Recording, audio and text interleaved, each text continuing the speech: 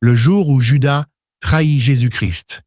Après le dernier repas, Jésus et ses disciples quittèrent la salle haute de Jérusalem pour se rendre au jardin de Gethsémani, au pied du mont des Oliviers. C'était la nuit, et Jésus savait déjà ce qui allait arriver. L'angoisse l'envahissait, mais il se mit en prière, demandant à son Père que la coupe de souffrance passe loin de lui. Pourtant, il ajouta « Que ta volonté soit faite ». Ses apôtres, fatigués, s'endormirent malgré ses appels à veiller et prier. Pendant ce temps, Judas Iscariote, l'un des 12, complotait déjà. Il s'était rendu chez les grands prêtres et avait accepté de livrer Jésus pour 30 pièces d'argent, le prix dérisoire d'un esclave. L'argent avait aveuglé son cœur. Guidant une troupe de soldats et de gardes, Judas s'approcha du jardin. La nuit était calme, mais lourde de tension. Pour ne pas se tromper de personne dans l'obscurité, Judas avait donné un signe.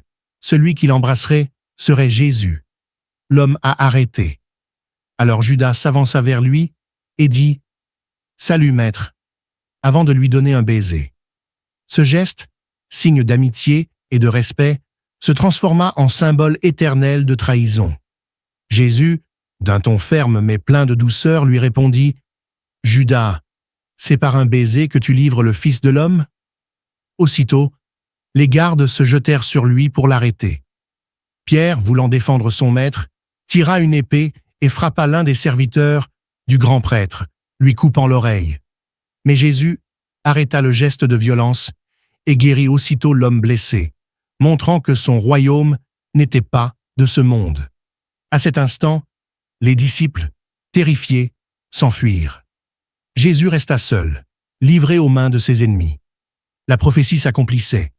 Le Messie devait être trahi, arrêté et conduit à la mort pour offrir le salut à l'humanité entière. Ainsi, par la trahison d'un seul homme, le plus grand sacrifice de l'histoire fut déclenché. Et dans cette nuit sombre, la lumière de la rédemption commença à briller.